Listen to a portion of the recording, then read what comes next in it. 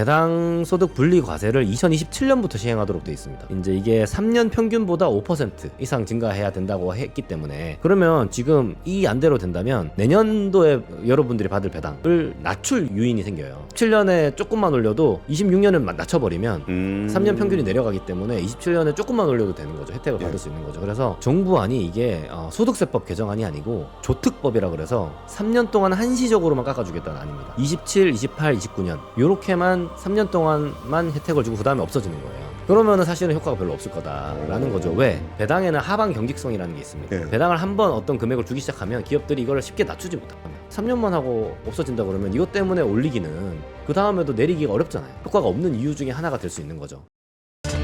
네, 퇴근길 라이브 시간입니다. 오늘은 배당 분리과세 관련한 이야기를 나눠보려고 합니다. 사실 저는 그 배당 분리과세가 그 대주주 요건보다 훨씬 더 중요하다고 생각을 해요. 이게 대주주 요건은 10억으로 했을 때나 50억으로 했을 때나 뭐 세수에 대한 효과도 별로 없고, 이게 회피할 수 있는 수단이 많이 있기 때문에 어떤 시장의 어떤 흐름을 끊는 문제가 있는 거지, 이게 펀더멘탈하게 문제가 있는 그런 이슈는 아니었습니다. 근데 이 배당 분리 과세 같은 경우는 진짜 그 회사의 경영을 하는 사람들이 자산 배분을, 자본 배분을 어떻게 할 것인지의 어떤 근본적인 부분들을 건드리는 거기 때문에 이게 훨씬 더 중요한 이슈인데, 내용이 어려워요. 내용이 어렵다 보니까 아무래도 이게 국민적인 그 관심을 받기가 좀 더 어렵습니다. 그리고 이런 부분에 대해서 그냥 눈 감고 반대를 하시는 분들은 그냥 돈 많은 사람들 뭐 세금 내는 거 뭐 세금 좀 낼 수 있는 거 아니냐, 이렇게 얘기를 하시면 되게 쉽거든요. 근데 사실 이렇게 돈 많은 사람들의 뭐에 세금을 낸다, 걷는다 이런 문제가 아니라 어떤 그 전체 자산의 대한민국이라는 부분의 자산의 밸런스를 어떻게 조정해 나갈 것인가에 대한 중요한 이슈이기 때문에 이 이슈를 오늘 이 시간에 정말 깔끔하게 한 번에 정리해 줄 레전드 방송, 교과서 방송을 한번 만들어 보려고 합니다. 온라인 파트너스의 이창환 대표님 모셨습니다. 안녕하십니까? 안녕하십니까? 교과서 만들 자신 있으십니까? 오늘은 좀 철저하게 준비를 해왔습니다. 알겠습니다. 1번은 이거를 정부에서 해야 되는 거 아닙니까? 그러니까요. 그러니까 제도를 이렇게 했을 때 이렇게 했을 때 어떤 효과가 있고 어떻게 될 거다라는 거는 제도를 설명하는 정부에서 해야 되는데, 이거를 정부에서는 그런 거 설명도 안 하고 그냥 왜 그렇게 만들었는지도 사실 설명을 안 했잖아요. 뭐 예를 들어서 뭐 저런 거 있잖아요. 그 이소영 의원안은 25% 기준이고, 지금 저기 그 원래 기준은 45 기준이고, 그 이소영 의원이 25에 맞췄던 거는 나중에 8대 하고 맞춘 거고, 35는 뭐냐는 거지. 그 좀 랜덤한 숫자죠. 처음 보는 숫자긴 합니다. 그냥 25는 너무 작은 것 같으니까 반퉁 치자. 그러니까 특별한 설명이 없었어요. 왜 38.5, 그 이제 35가 이제 숫자인데 거기에 10% 추가로 지방세까지 하면 38.5인데 그게 왜 38.5가 나왔는지에 대한 설명이 사실은 제시가 됐었어야 되는데 그게 없었다는 게 사실 좀 답답한 포인트고요. 그게 더 답답한 이유 중에 하나가 이미 이제 그 4월달에 이소영 의원이 안을 낸 게 있습니다. 그리고 대선 과정에서 대통령이 그 안을 딱 집어가지고 이소영 의원이 좋은 안을 낸 게 있다고 말씀까지 하셨는데 정부에서 다르게 내면서 그거에 대한 설명이 없었어요. 그렇죠. 그게 좀 답답한 포인트죠. 그러니까 이게 뭐 딱 여기까지만 제가 설명을 하고 그 다음에는 이창환 대표님의 거의 강의를 한번 들어보겠습니다. 알겠습니다. 그러니까 25% 아니라는 거를 이제 서로 설득을 할 수 있냐 없냐의 문제인데, 주식회사라는 거는 누구 개인의 물건이 아니잖아요. 그러면은 그거를 가지고 있는 그 경영자가 이거를 그냥 회사 안에다가 돈을 쭉 쌓아놓고 있다가 한 번에 매각을 할 때 세금을 얼마 낼 거냐, 아니면 이거에 회사에 있는 돈을 이렇게 나눠서 받게 됐을 때 세금을 얼마 낼 거냐. 근데 지금은 나눠서 받을 때의 세금이 훨씬 높기 때문에 배당을 안 하고 쭉 가지고 있다 마지막에 한 번 내는 세금이 훨씬 싸다는 거예요. 그러니까 굳이 이거를 회사에다 돈을 계속 쌓아놓고 있지 말고 이걸 나눠주더라도 세율이 동일하다라고 하면은 회사 안에 쌓여 있는 그 아이들머니들을 좀 밖으로 뽑아내게 되면은 이게 뭐 내수 경제 활성화가 될 수도 있고, 아니면 좀 더 높은 수익률이 높은 자산에다 투자를 할 수도 있고, 생산성이 더 높은 곳으로 자본이 투자가 됨으로써 그쪽에 있는 경기가 또 활성화가 되게 하는 효과가 분명히 있는데, 물론 25를 꼭 맞춰야 되냐라고 한다면 아닐 수도 있어요. 근데 35는 왜 했냐는지를 설명하지 못한다는 게 정부가 정책 방향을 왜 그렇게 잡았는지를 전혀 국민들이 납득하지 못한다는 게 좀 아쉬운 것 같습니다. 그러면은 배당소득 분리과세 관련한 강의를 한번 들어보겠습니다. 어디서부터 시작해 볼까요? 저희가 일단 자료를 좀 준비한 게 있는데요. 저는 사실 우리나라 이제 상장 시장의 이제 배당 성향 문제부터 일단 짚고 그 다음에 이제 이게 배경을 좀 설명을 하면서 가는 게 좋을 것 같습니다. 그래서 이제 자료를 보시면은 이 배당 성향을 측정하는 여러 기준이 있는데 코스피로 할 수도 있고 뭐 그냥 상장사 전체 코스피 200으로 할 수도 있고 한데 저희는 이제 MSCI 코리아라는 인덱스를 했습니다. 왜냐하면 MSCI가 나라마다 다 있거든요. 비슷한 기준으로. 근데 여기는 좀 우량주 위주로 돼 있어요. 그래서 근데 하여튼 MSCI 코리아 기준으로 하면 우리나라 배당 성향이 평균 31.4%인데 실제 계산해 보면 이거보다 낮아요. 그 코스피 200이나 코스피 전체로 하면 낮은데 뒤에도 나오지만 근데 일단 요 기준으로 비교해 봐도 우리나라가 일본, 중국보다 낮습니다. 예. 그래서 글로벌 평균이 50.4%고 공산주의 국가보다 낮으네요. 맞습니다. 예. 그리고 미국은 이제 좀 낮아 보이는데 이거는 미국은 주로 자사주 매입 소각을 많이 합니다. 그래서 자사주 매입 소각을 포함하면 한 80% 정도 되는데 이게 이제 그러면 왜 이런 거냐? 이제 보통은 이제 기업이 성장을 빨리 하는 경우에는 당연히 배당하는 것보다 투자를 해서 성장을 해야죠. 그쵸. 그래서 이제 그게 맞는데 우리나라는 이미 성숙 경제란 말이죠. 그 기업들도 그렇고 GDP도 그렇고 많이 성장을 안 하면은 사실 선진국 평균하고 비슷하게 배당이 나와야 정상이죠. 예. 예. 그런데 낮은 이유가 아까 이제 우리 본부장님 말씀하신 배당 소득세 문제가 상당히 심각합니다. 왜냐하면 이게 이제 명목 세율은 49.5%나 되고 이제 그 배당 세액 공제라는 게 있습니다. 왜냐하면 배당 세금이라는 거는 기본적으로 법인세를 내고 난 다음에 받는 거에 대해서 또 내는 거기 때문에 이게 이중과세 본질적으로 되거든요. 그래서 이거를 이제 조정해주기 위해서 배당 소득 세액 공제라는 게 있는데 그걸 감안을 해도 42.85%의 세금을 내고 있습니다.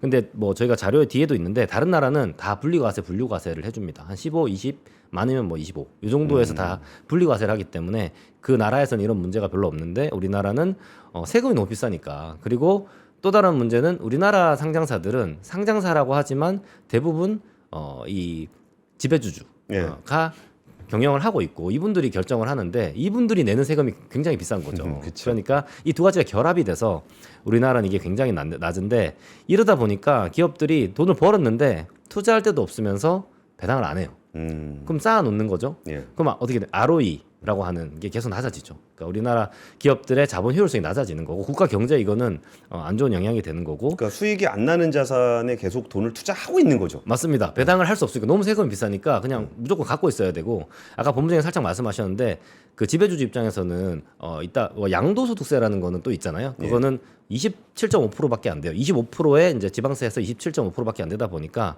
이 값에 내가 배당을 하느니 세금을 이렇게 많이 내고 배당을 하느니 그냥 수익성이 낮은 거라도 투자해서 갖고 있는 게 난 거죠. 나중에 팔 때 그래도 가격을 받을 수가 있으니까. 보통 이렇게 세금이라는 게 좀 못하게 할 때 세율을 높이잖아요. 맞습니다. 예를 들어서 담배 같은 거 담배 피지 말라고 세율을 높이는 거잖아요. 맞습니다. 예. 저 정도 배당 세율이면은 배당하지 말라는 얘기죠. 사실상 상당히 징벌적인 수준의 저는 배당 소득세라고 생각을 하고요. 이제 그러다 보니까 이제 이게 근데 국가 경제에 좀 문제가 되고 있다는 게 좀 그 큰 문제이고요. 이게 코리아 디스카운트의 주요 원인이자 또 핵심 증상이다. 네. 그래서 이게 이제 문제가 되니까 사실 이제 이 대선 과정에서도 이제 배당소득 분리과세 얘기가 나왔던 것이고 지금 이번에 세법 개정안에서도 정부에서 7월달에 발표할 때 이제 배당소득 분리과세가 한 꼭지로 들어오기는 들어왔어요. 그렇죠. 그래서 처음엔 다들 좋아했죠. 이제 배당소득 분리과세가 나오는구나 했는데 막상 뚜껑을 열어보니 이게 좀 상당히 아쉬운 내용이 나왔죠. 여기 저희가 이제 서머리를 해놨는데 왼쪽 위에 있는 게 정부안입니다. 정부안인데 정부안은 핵심적으로 뒤에 자세히 또 여러 가지 문제가 있는데 핵심적으로는 이 배당소득에 대해서 어떤 요건을 맞추면 그 요건이라 함은 이제 배당 성향이 이익의 40% 이상이거나 혹은 배당 성향 25% 이상이면서 직전 3년 평균 배당보다 5% 이상 이게 노력상이라고 부르는데요. 노력상을 받으면 우수상, 노력상. 우수상, 노력상을 받으면 분리과세 해주는데 근데 세율이 38.5%입니다. 예. 그러니까 이게 이제 처음 보는 숫자죠. 이게 이런 논의는 별로 마켓에서는 사실은 컨센서스가 이제 이소영 의원 안에 맞춰져 있었어요. 그러다 안 하든가 이소영 의원은 아니 되거나. 맞습니다. 예, 마켓 컨센서스는 이 정도에 맞춰져 있었고 그렇기 때문에 이게 발표되고 나서 사실은 주식시장이 안 좋았습니다. 그렇죠. 예, 안 좋았는데 이제 정부는 어쨌든 38.5%로 4.35%를 깎아주겠다. 예, 이게 왜냐하면 그 현재의 최고 실효세율이 42.85%이기 때문에 이렇게 나왔고 이제 이거는 올해 4월에 이제 이소영 의원이 이제 냈던 배당 성향 35% 이상 상장 법인에 대해서 깔끔하게 요거 하나만 지키면은 예. 27.5% 예, 하겠다. 근데 이게 차이가 상당히 큰 거죠. 예. 그러니까 이제 이런 이제 그 상황이 됐고 사실은 이제 그러면 시장이 안 좋았던 이유는 실효성이 없다고 보는 거죠. 그죠. 실효성이 없는 이유는 딱 잘라 말해서 두 가지 문제가 있는데요. 첫 번째는 인센티브 세율 인센티브가 너무 낮습니다. 예. 이 4.35% 요거 조금 이제 혜택 받으려고 결국 지배주주들이 움직여서 배당 성향을 무려 40% 이상을 하거나 예. 예, 혹은 아니면은 배당 성향 25% 그냥 이상이면서 배당 성향을 늘리지 않아도 그냥 5%만 증가하면 되는데 매년 이거는 우리나라 코스피 200 기업들이 연평균 7%씩 당기 순이익이 성장하고 있어요. 그러니까 배당 성향을 안 늘려도 그냥 당기 순이익 늘어나는 것만 하면 배당액은 5% 이상이 증가되는 저게 거거든요. 배당 성향이 아니라 배당액 기준이에요. 배당액 기준입니다. 네. 그러면 사람들이 배당을 늘릴 이유가 없이 그냥 가만히 있으면은 요만큼 혜택을 받을 수 있고 괜히 움직일 정도의 이제 인센티브가 아닌 거죠. 그리고 지금 현재 우리 세제에서의 가장 큰 핵심적인 문제 중에 하나가 이 소위 조세 중립성이라고 부르는 문제인데요. 이게 이제 사실은 대주주분들은 굳이 배당을 안 받아도 나중에 M&A를 통해서 자기 주식을 팔면 됩니다. 그렇죠. 팔 때 현금의 가치를 다 인정해줘요. 예. 사는 사람들이. 그때 적용받는 세율이 25% 그리고 지방소득세 10%까지 하면 27.5%입니다. 예. 그러니까 이 정도 38.5% 세율이면은 지금 배당을 받느니 기다렸다가 나중에 매각할 때 27.5% 세금 받고 팔겠다. 그게 유리하죠. 맞습니다. 이 문제를 해결을 못하는 거죠. 네. 그래서 근데 저희가 봤을 때는 이렇게 해가지고는 배당 촉진 효과는 하나도 없을 뿐더러 오히려 세수만 줄어든다. 왜냐하면 기업들이 배당 성향을 안 늘리기 때문에 예. 반대로 이소영 의원한 대로 했을 때는 저희가 해보니까 이게 생각보다 사실은 세수가 별로 안 줄어들고요. 첫 번째 세율이 많이 낮아졌으니까 세수가 많이 줄어들 것 같잖아요. 예. 근데 생각보다 세수가 많이 안 줄어들어요. 왜? 이거는 배당 성향 35% 이상 상장 법인에 여러 주주 종류가 있는데 그 중에서 개인 대주주만 해당이 돼요. 그러니까 개인 주주만 그쵸. 종합 과세가 되는 개인 주주만 해당이 되는 거기 때문에 예. 사실상 세수는 정부안과 큰 차이가 조금 차이가 나고 여기서 개인 주주라 하면 뭐 예. 기관이라든지 이런 데를 뺀 거죠. 맞습니다. 외국인 예. 그다음에 법인 그다음에 그 외 기관들을 뺀 거고요. 개인 중에서도 이제 2천만 원 이상의 배당 소득을 가진 이제 예. 종합과세 대상인 분들을 말하는 거거든요. 그런 사람들이 차지하는 비중이 낮거든요. 그래서 이거를 저희가 봤을 때는 사람들이 잘 모르고 그냥 왠지 세율을 27.5%까지 깎아주면 정부의 세수가 거덜날 것 같잖아요. 예. 야, 이거 너무 깎아주는 거 아니야? 근데 이거를 알려야겠다. 아니 이거를 사람들이 잘 모르는데 우리 사실 정부의 배당 관련 총 세수는 개인 주주뿐만 아니고 외국인, 법인, 기타 주주가 있고 개인 이 종합과세 대상자들이 내는 비중은 20%밖에 안 된다. 그 안에서. 그러면 근데 이 사람들이 되게 재밌게도 뭐 우리나라의 현실은 이 사람들이 사실 상장사의 배당 성향을 결정하잖아요. 그래서 여기 개인 대주주라는 사람이 그 경영 그 이른바 우리나라의 오너라고 불리는 사람들 포함돼 있으니까 맞습니다. 그 사람들이 배당을 결정하면은 외국인도 받고 기관도 받고 맞습니다. 일반 개인도 받고 뭐 이렇게 되는 거죠. 맞습니다. 예. 그래서 그게 이제 가장 핵심적인 부분이고 그러다 보니까 이제 이 20% 정도밖에 안 되는 이 개인 주주들 많이 갖고 계신 개인 대주주 분들에 대한 세율을 낮춰주면 이분들에 대한 세금은 좀 줄어들겠지만 나머지 주주 타입에 대해서는 세율이 고정돼 있기 때문에 만약에 배당 성향이 정말 늘어난다고 하면은 이분들에 대한 세액이 늘어나서 정부의 세수는 그렇게 감소하지 않을 수가 있고 오히려 늘어날 수가 있다 하는 거를 저희가 실제로 시뮬레이션 돌렸습니다. 그러니까 그러니까 배당에 대한 과세가 그 세율이 내려가 가지고 배당을 하게 되면 맞습니다. 뭐 개인도 받을 때의 세율이 좀 내려가겠지만 나머지 배당받는 사람이 훨씬 더 많아지니까 맞습니다. 이들이 뭐 예를 들어 기관 투자자다 그러면은 법인세를 내야 되고 그런 세수가 더 올라간다는 얘기인 거죠? 맞습니다. 예. 그래서 그거를 이제 저는 사람들이 잘 모르기 때문에 네. 그냥 배당에 대한 전체 세금을 다 깎아주는 것처럼 생각을 하고 계세요. 제가 말해보니까. 아니, 그렇지 않은데. 조금 자세히 말씀드리면, 이제 저희가 이제 코스피 200 기업을 대상으로 공시를 다 까가지고 네. 주주 단위로 계산을 했습니다. 세금을. 그래서 왜냐하면 계산을 할 수가 있어요. 할 수가 있고. 이제 주주 단위로 이제 대주주들은 이제 개인들이 얼마만큼 갖고 있는지는 대부분 지배주주 및 특수관계인은 다 공시가 돼 있습니다. 예, 예. 주식 숫자가. 거기다가 주당 배당을 곱해가지고 배당액이 나오고 거기에 이제 우리나라 세금 제도를 적용을 하면 세액이 나옵니다. 그걸 저희가 엑셀로 계산을 한 거고요.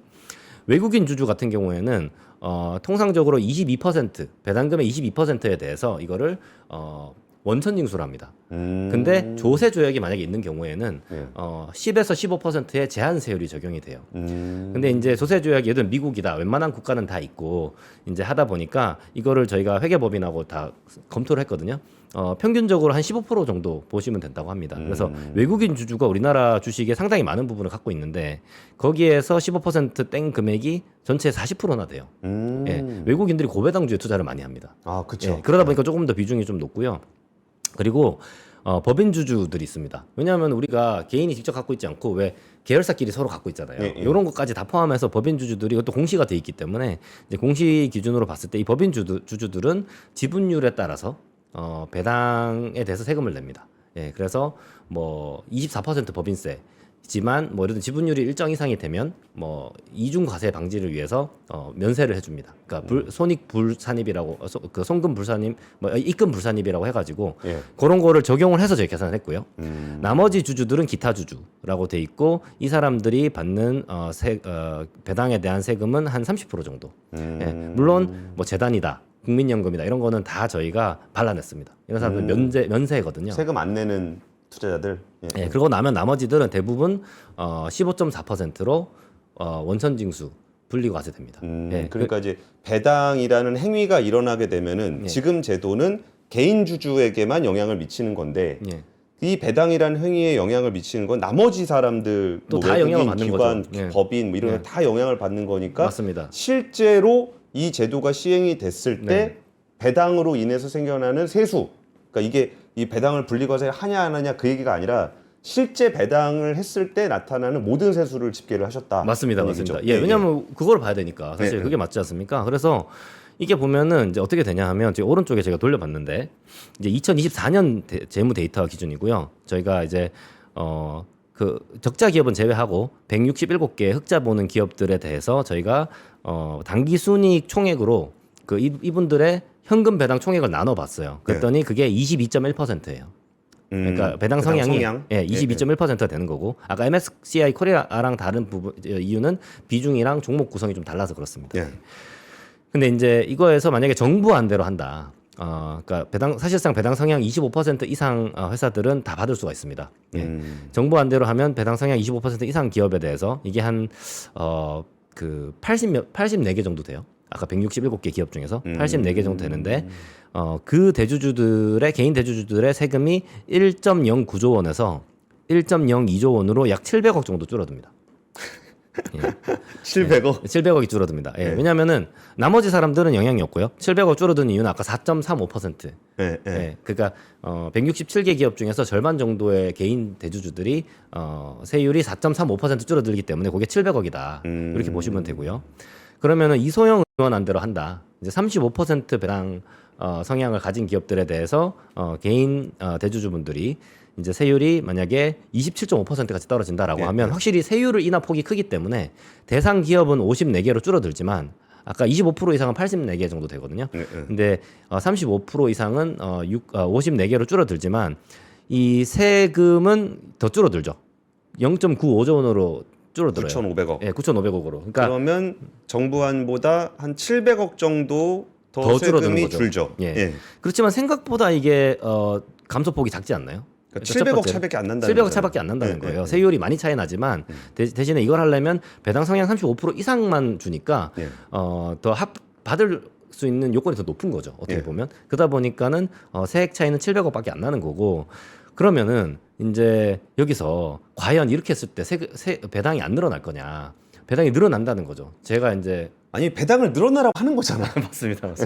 왜냐하면 배당이 늘어날 수 없는 밖에 없는 이유가 이제 크게 두 가지가 있는데 첫 번째는 이소영 의원 안에서 이제 세율을 27.5%로 정해놨거든요. 이게 배당 소득세율이 이제 대주주 양도세와 동일해져요. 그렇죠. 네, 그러다 보니까 이제 이 조세 중립성 문제가 해소가 되는 거죠. 이제는 더 이상 내가 배당을 안 하고 기다렸다가 나중에 양도해가지고 양도 차익으로 받아야지 할 이유가 없어지는 할 거죠. 이유가 없죠. 예, 첫 뭐 번째, 바로 받아가지고 뭐 딴 데다 걸리는 게 낫죠.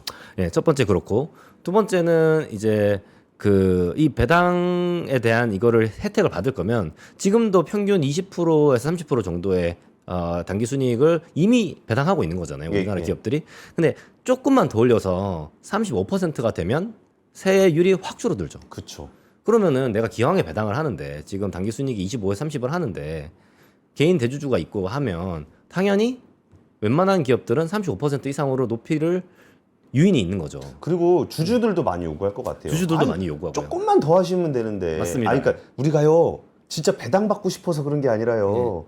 세금 때문에 그러니까 배당 제발 조금만 올려주세요. 그냥 분명히 그럴 것 같아요. 맞습니다. 예. 지금 여기서 분명히 그런 압력이 있을 거고 이제 이 이소영 의원이 제가 보기에는 이거를 굉장히 이제 여러 가지 요소들을 결합해서 낸 것 같아요. 그러니까 지배주주의 인센티브도 주고, 예. 예. 그렇지만 받으려면 세금 배당을 늘려야 되는 거고. 예.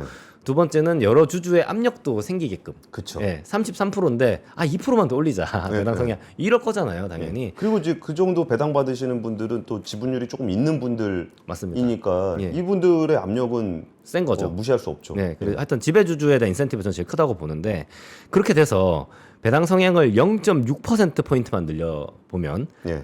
그러면은 이게 총액이 5.67조 원이 되거든요. 그럼 이미 현재 이 오. 5.65하고 똑같거나 조금 더 많아요. 오. 물론 개인들은 이때보다 여전히 감세가 됐죠. 천억, 예. 1,100억 정도 감세가 됐지만 아까 제가 말씀드린 대로 나머지 유형의 주주들에 대해서는 세율이 동일합니다. 그럼 배당 총액이 늘어나면 비례 예. 나머지들은 다 배당에 대한 세율이 동일한데 배당이 배당액이 늘었으니까. 0.6% 포인트 늘어나니까 배당액은 늘어나는 거죠. 예, 그러다 보니까 0.6% 포인트만 올라가도 지금 세금보다 더 많이 거둘 수 있는 거네요. 맞습니다.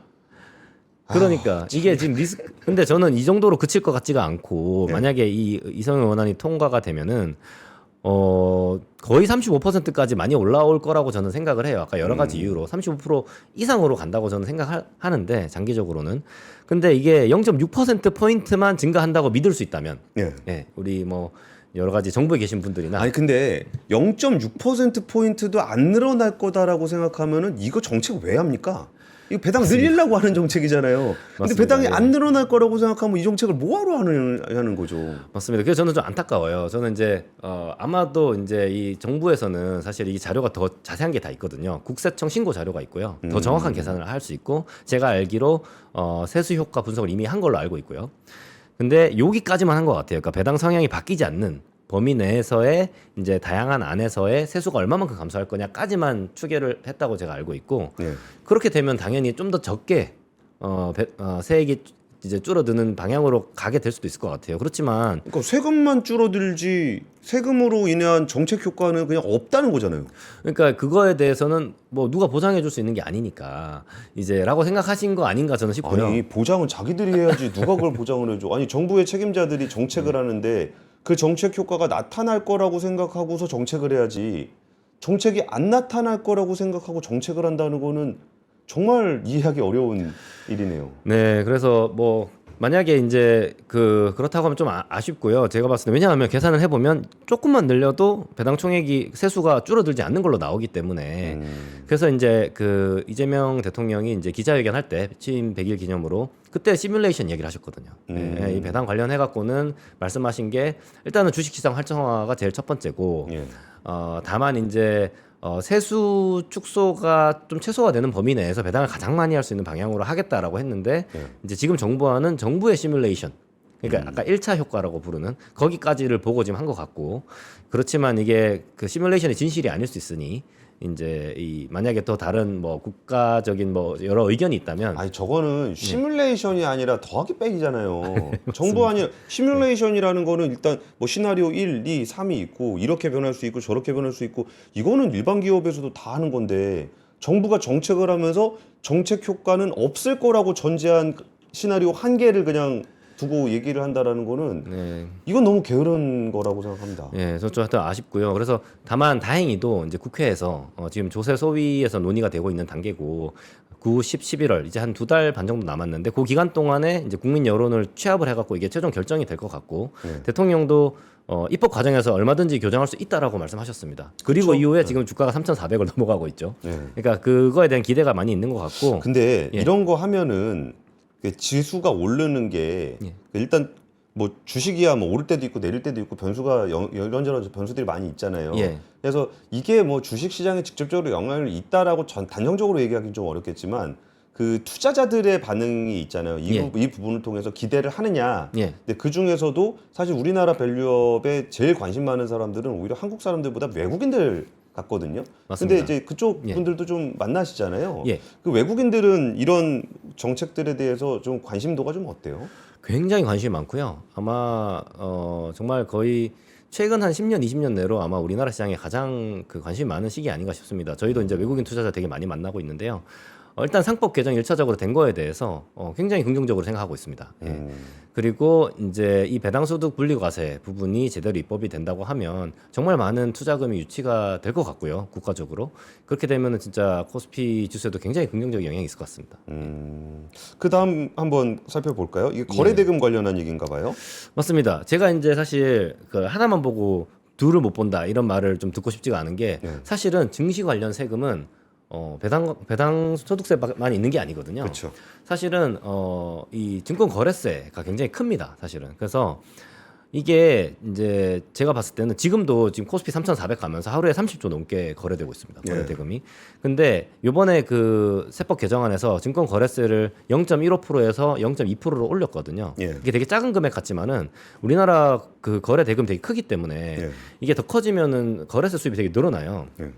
제가 말씀드리고 싶었던 부분은 세수에 대해서 신경 쓰시니까 정부에서 보셔라. 만약에 이걸 통해 갖고 코스피가 5천을 가면은 그리고 코스닥이 1,500을 가면은 작년에 장이 안 좋았잖아요. 그러니까 작년 수준의 매매 회전율을 가정을 해도 이게 코스피가 올라가면 비례적으로 거래 대금이 늘어납니다. 거래 회전율이 똑같아도 왜냐하면 그 가치가 올라가잖아요. 아, 거래액이 커지니까. 예, 거래량은 똑같아도 거래액이 커지는 거죠. 그러니까 2,500에 한 번 거래를 하면은 2,500이라 그러면 네. 5,000에 한 번 거래하면 5,000이니까 맞습니다. 예. 5,000에 대한 세금을 내야 되기 때문에 맞습니다. 그러네요. 맞습니다. 예. 그래서 거래세가 이게 상당히 크고 그래서 이게 5천이 되는 경우에 저희가 계산을 해봤는데 작년 수준의 회전율을 이제 가정했을 때 비례적으로 5천 되면 어떻게 되냐? 코스피에서의 증권 거래세 및 농특세가 4.72조 원이 늘어나요. 그리고 코스닥에서의 이제 증권 거래세가 3.55조 원이 늘어나서 총 8.27조 원이 늘어납니다. 그러니까 오히려 세수가 더 늘어날 수도 있는 거예요. 그러니까 배당 관련해서만 해도 아까 제가 보여드렸듯이 이게 진짜 35%가 된다 그러면 배당 성향이 8.6조 원 되거든요. 배당 관련 총세수가 지금보다 3조 원이 늘어나죠. 그렇죠. 근데 심지어는 이 거래세도 굉장히 많이 증가해서 이거는 정말 제가 너무 답답한 거는 아니 이게 막 국가가 세수를 줄이면서 증시를 부양하자는 게 아니고 예. 이걸 했을 때 배당 소득세도 늘어나고 예. 그 다음에 사실은 거래세도 늘어나서 정부 재정이 튼튼해져요.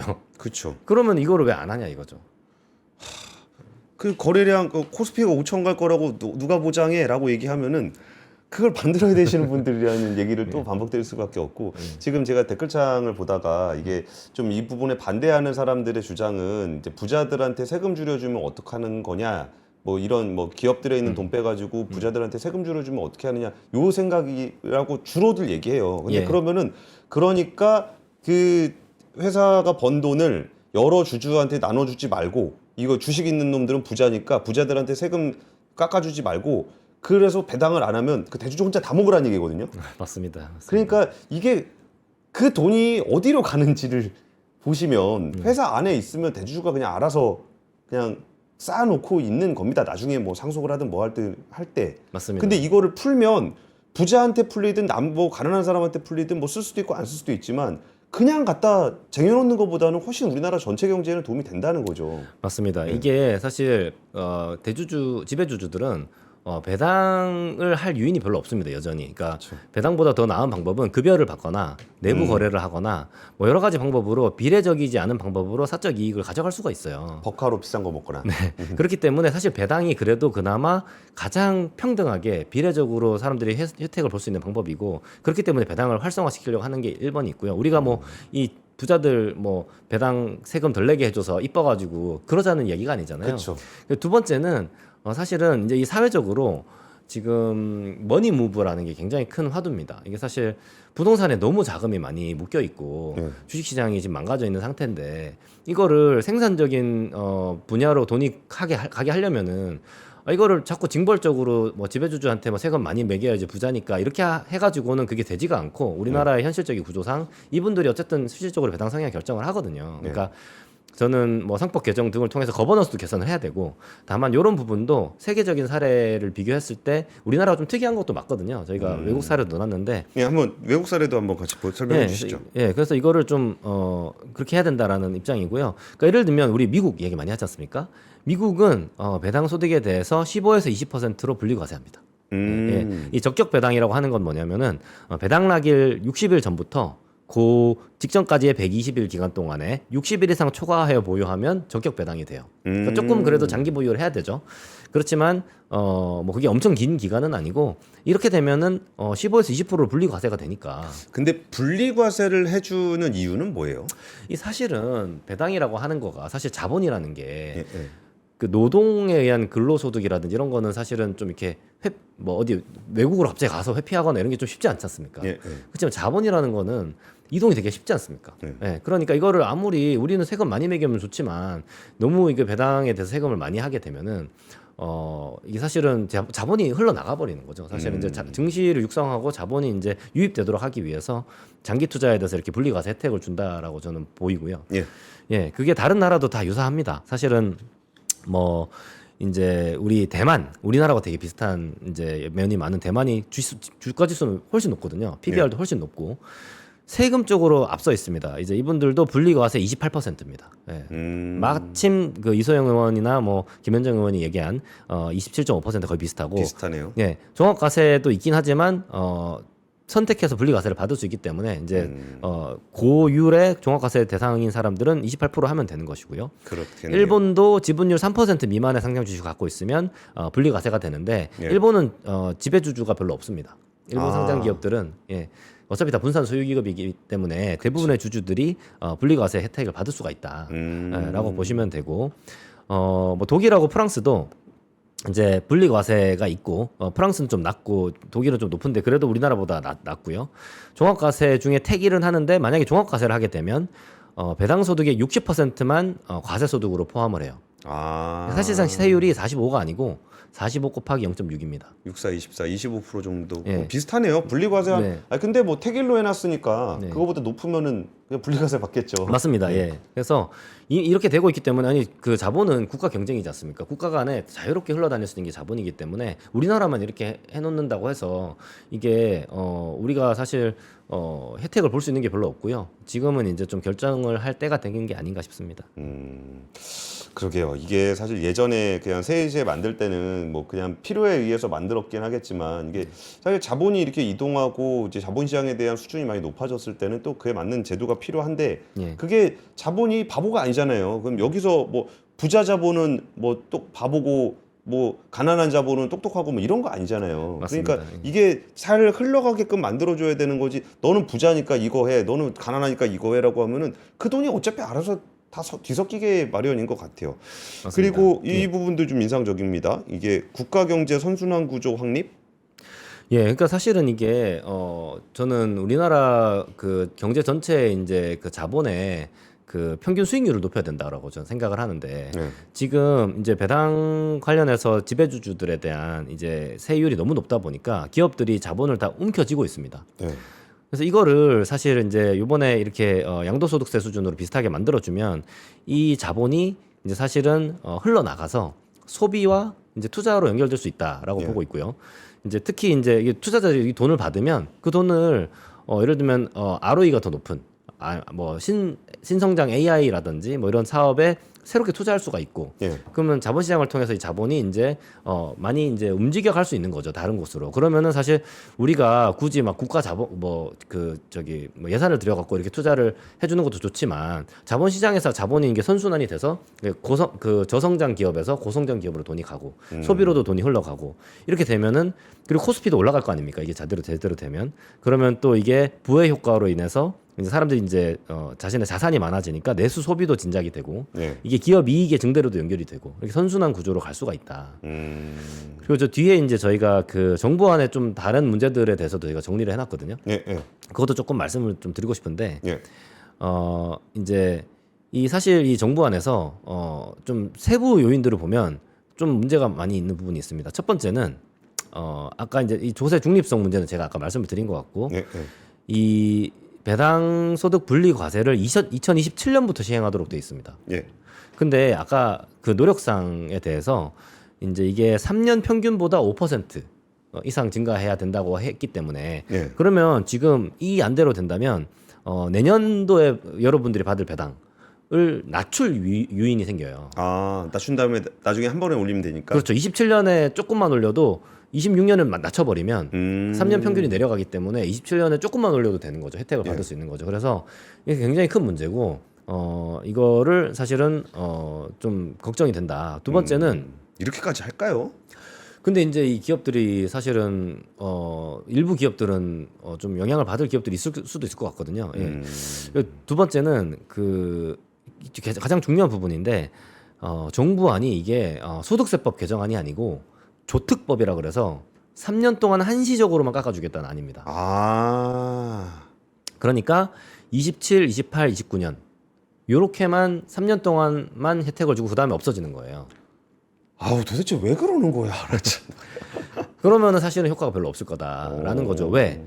이게 그 본부장님 워낙 잘 아시겠지만 이 배당에는 하방 경직성이라는 게 있습니다. 예. 배당을 한번 어떤 금액을 주기 시작하면 기업들이 이걸 쉽게 낮추지 못합니다. 내린다는 거는 경영자가 책임을 져야 될 정도의 일이죠. 맞습니다. 주주들한테 엄청 욕을 먹고 기업에 대한 굉장히 부정적인 시그널을 주기 때문에 이게 앞으로 세율이 퍼머넌트하게 영구적으로 이제 변화가 된다고 해야 예. 조금 올려볼까 보수적으로 생각을 하는 건데 3년만 하고 없어진다 그러면 이것 때문에 올리기는 그 다음에도 내리기가 어렵잖아요. 그렇죠. 그러니까 효과가 없는 이유 중에 하나가 될 수 있는 거죠. 그래서 국민 여러분께서 이걸 잘 아시고 이 반면에 이제 이 이소영 의원안이나 뭐 김현정 의원안이나 이런 경우 뭐 여러 국회의원분들이 내신 안에서는 이게 소득세법 개정안이라서 이거는 한번 바꾸면 영원히 간다. 근데 국회의원들이 그렇게 안을 냈을 때는 정말 3년만 하고 치우려는 생각 자체를 안 했었을 것 같아요. 상상도 안 했을 것 같아요. 맞습니다. 근데 예. 정부 안에서는 그거를 3년, 그러니까 저기잖아요. 이게 이거 뭐, 야, 이거 조금 배당해달라고, 배당 뭐 세금 깎아달라고 막 그러니까 얘 딱 깎아줄게. 맞습니다. 3년 정도 해줄게. 그냥 무슨 떡고물 주듯이 그렇게 하고 있는 거잖아요. 그래서 세율을 27.5로 한다 하더라도 정부안으로 만약에 조특법으로 돼서 3년 한시로 되면은 저는 효과가 별로 없을 거라고 봅니다. 그리고 실제 과거에 그렇게 된 사례가 있습니다. 그 박근혜 대통령 시절에 우리가 배당소득 증대세제라는 걸 한 적이 있습니다. 예. 예. 그 내용을 보시면은 그때 보시면은 25% 분리과세를 허용을 했어요. 예. 예. 그러니까 이 지방세 포함하면 27.5인 거죠. 지금 우리가 얘기하는. 근데 이것도 3년 한시법이었어요. 조특법이었습니다. 근데 이거 효과가 있었냐? 전혀 없었습니다. 예, 그렇죠. 그리고 이것 가지고 지금 얘기하는 거예요. 그 대통령도 이야기한 적이 있는데 그때 한번 해봤는데 효과가 없었다고 합니다.라고 하는 근거가 이건데 딱 봐도 효과가 없을 만한 내용입니다. 왜? 첫 번째. 어떤 부분들이 좀 안 될 만한 내용이 예, 있어요? 첫 번째는 이 요건이 너무 복잡합니다. 이때 당시는 배당 성향이 아니고 시장 평균 배당 성향과 배당 수익률의 120% 이상이면서 총 배당금 증가율이 10% 이상인 상장 주식.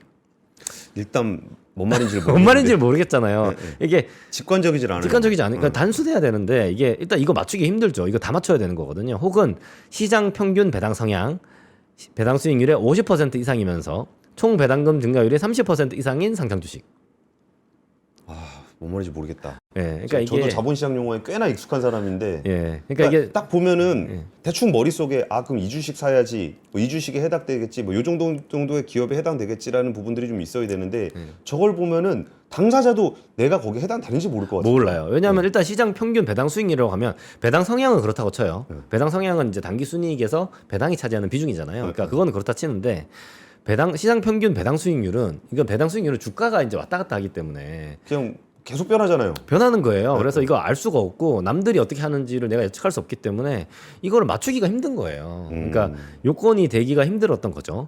예, 두 번째는 이제 그 가장 중요하게는 이게 그 3년 한시법이었다는 거죠. 예, 3년 한시법이었기 때문에 아까 제가 말씀드린 대로 이게 어떻게 해야지 이게 대상이 되는지도 모르겠는데 어차피 3년밖에 안 해. 그럼 괜히 이것 때문에 올렸다가 예, 나중에 내리지도 못하는데 이거 하겠어요? 안 하죠. 근데 이걸 가지고 아 그때 해봤는데 3년 동안 실험을 효과 없습니다. 라고 이렇게 말하는 거예요. 그거는 잘못됐다. 예, 자본시장을 이해하지 못하는 그런 방법, 접근법이다. 이게 전형적으로 이게 뭐 좀 배당소득 증대 세제라고 만들어 놓고서 제가 얘기했던 이른바 저는 이거를 제가 예전 정부 출입할 때는 정책 수요라고 얘기를 하거든요. 정책 수요라는 게 굉장히 좀 단어는 그럴싸한데 되게 냉소적인 단어입니다. 뭐냐면 찡얼거리니까 정책 내줄게. 근데 그 정책의 효과로 부작용이 우려가 되니까 정책 효과가 없는 정책을 내놓은 겁니다. 찡얼거린다는 거는 막 언론에서 뭐 대책 마련해라, 국회에서 대책 마련하니까 대책 마련을 하는데 아무 효과가 없어. 그냥 자료 내고 끝이야. 그래서 뭐가 좀 달라지는 건가라고 생각하고 넘어가는 건데 이게 세수를 늘리냐 줄이냐의 문제가 아니라 배당을 늘려보자라는 정책적 목적을 갖고 있는 건데 이런 식으로 만들어 놓으면 정책 좋죠. 배당도 안 늘고 세금도 안 줄어. 그러면 그냥 했는데 안 됐어. 그 나중에 책임도 안 물어. 맞습니다. 그러니까 이게 아이고 참 그때 왜 안 됐는지를 오히려 반성하면서 되게끔 해야 되는 거잖아요. 이건 진짜 핑계가 안 되는 것 같아요. 맞습니다. 그래서 좀 아쉽고요. 저는 이게 이제 다르다는 거를 본질적으로 이 자본시장의 언어로 논리로 알아야 되고 그렇기 때문에 저는 이제 투자자들 사이드에서도 이게 목소리를 내야 되는 게 아닌가라는 생각을 했고 이제 저희가 이제 좀 그래서 한번 계산을 해봐서 나오게 된 것이고요.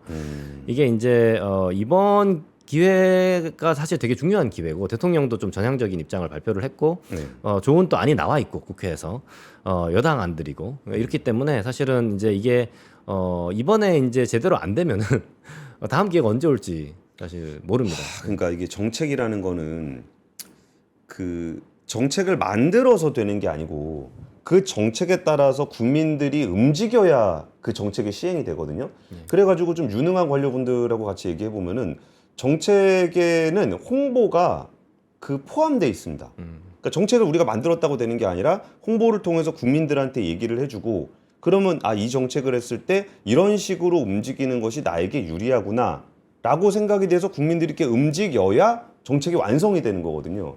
근데 아까 그 배당소득 그런 뭐 아까 정부안들 보면은 배당을 늘리기 위한 정책을 시행한다고 하지만 자신들은 배당이 안 늘어나는 걸 전제로 일을 해요.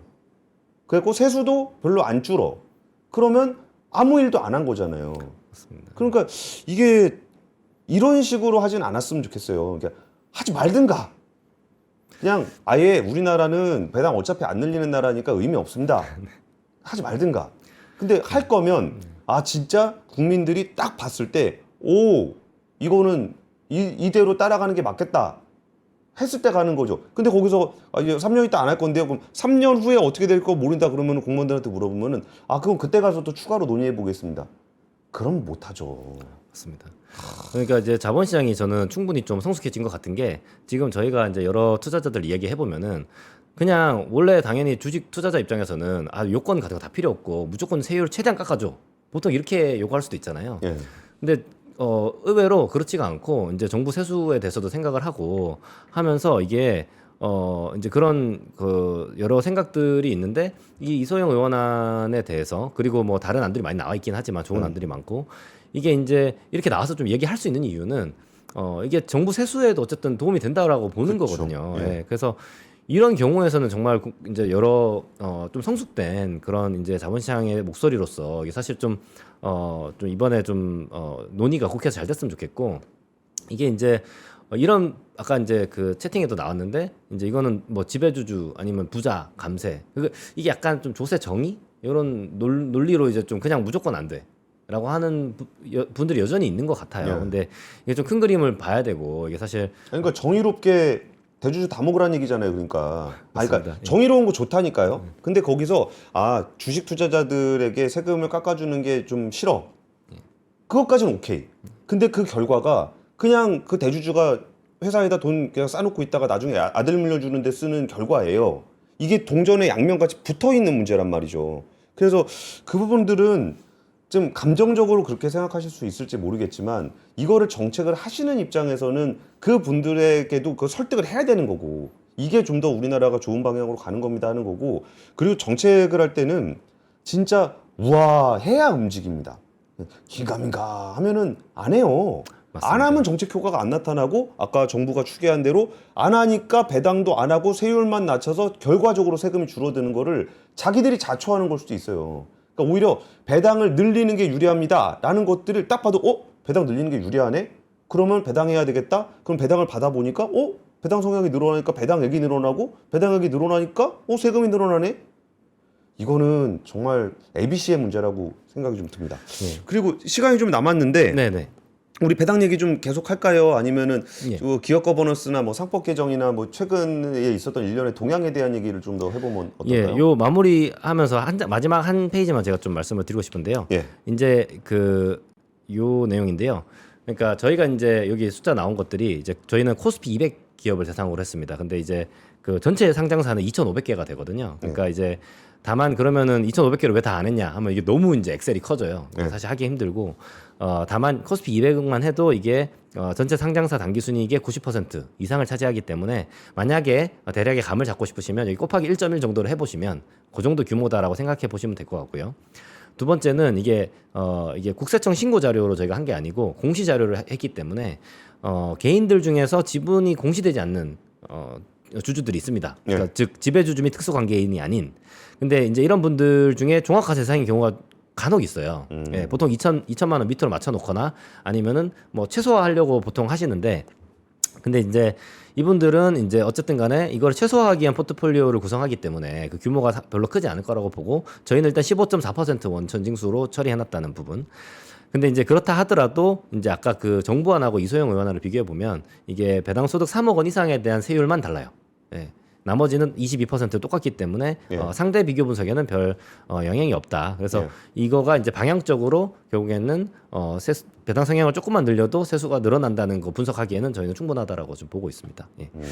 알겠습니다. 예. 그리고 아무래도 얼라인 파트너스가 그동안 행보들을 보면은 상법 개정에도 굉장히 적극적으로 목소리를 좀 내 오셨고 일부 개정된 내용들도 좀 있잖아요. 그게 좀 뭐 구체적인 얘기도 좋고 아니면 전체적인 평가도 좋고 좀 최근에 그 상법 개정 움직임 관련한 얘기 좀 해주세요. 예, 사실은 지금 이제 1차, 2차 상법 개정이 완료된 상태고 이제 1차 상법 개정은 이제 가장 핵심적인 내용은 주주의 이제 이사의 주주에 대한 충실 의무 이게 됐고 이제 2차 상법 개정은 이제 집중 투표제 의무화와 그다음에 3% 분리 선출에 의한 감사위원을 2명으로 늘리는 상당히 강력한 법안이라고 저는 생각을 하고 있고요. 이제 지금 현재 상황에서 저희는 이제 주로 행동주의 투자를 하기 때문에 예상하는 거는 기업들이 내년 3월 주총에서 이거를 회피하거나 무력화하기 위한 노력을 굉장히 많이 할 거로 생각이 됩니다. 그래서 예를 들면 정관 변경을 통해서 집중 투표제 이제 뭐 예를 들면 할 때 사내이사와 사회이사를 구분한다든지 이런 시도를 많이 할 걸로 예상이 되고 이거는 이제는 모든 거를 국회에서 해줄 수 없기 때문에 저는 자본시장에서 주주들이 이거는 막아야 되는 그런. 사내이사 사회이사 구분하면 어떻게 돼요? 그러니까 보통은 사내 그 이사회가 7명에서 9명 정도 됩니다. 우리나라 대형 상장사들이. 그러면은 7명의 경우에는 사내이사 3명, 사회이사 4명이에요. 근데 임기가 3년이거든요. 이사들이. 그러면은 7명이 3년 동안 나눠서 뽑으면 2명, 2명, 3명 이렇게 나눠서 뽑게 되고 그러면은 이제 집중 투표제가 되려면 최소 2명 이상이 이제 이사가 선임이 돼야 되는데 그렇죠. 한 명이면은 뭐 집중 투표라는 게 의미가 없습니다. 근데 그럼 아까 말씀드린 대로 자, 2명을 뽑을 때 1명이 사내이사, 1명이 사회이사인 경우 이거를 구분해서 하지 않으면 집중 투표를 하겠죠. 그러면 한 명 한 명 뽑는 게 된다는 거죠? 네, 근데 집중 투표를 만약에 구분해서 한다 그러면 집중 투표를 안 한다는 이야기예요. 안 한다는 이야기고 그러면 2명, 2명, 3명이니까 3명 할 때는 할 거 아니냐. 이때는 사내에서 1명, 사회에서 2명이니까. 근데 분리 선출이 2명이 됐잖아요. 감사위원으로 한 명 또 뽑아버리면 된다는 거예요? 이 분리 선출은 집중 투표를 또 같이 안 합니다. 따로 합니다. 그러면은 사실상 집중 투표가 무력화돼요.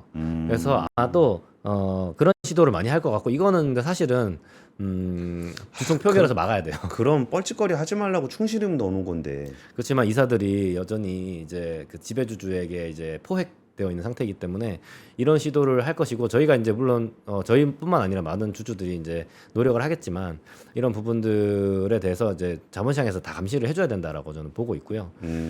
저는 지금 되게 중요한 말씀을 해주신 것 같은데 이게 자본시장의 이슈는 저는 우리나라의 제도들이 형사벌에 너무 의존하는 거를 별로 바람직하게 생각하지 않아요. 그러니까 우리도 이제 다 이해관계자들이고 거기에 대한 의견을 낼 수 있는 사람들인데 무슨 이렇게 원님한테 가가지고 얘 좀 혼내주세요. 그러면 그거를 뭐 검찰이나 이런 데서 야 너 나쁜 놈 착한 놈 이렇게 얘기하는데 그 사람들이 나쁜 놈 착한 놈 결정해준다고 해서 이해관계자인 저에게 돌아오는 건 없습니다.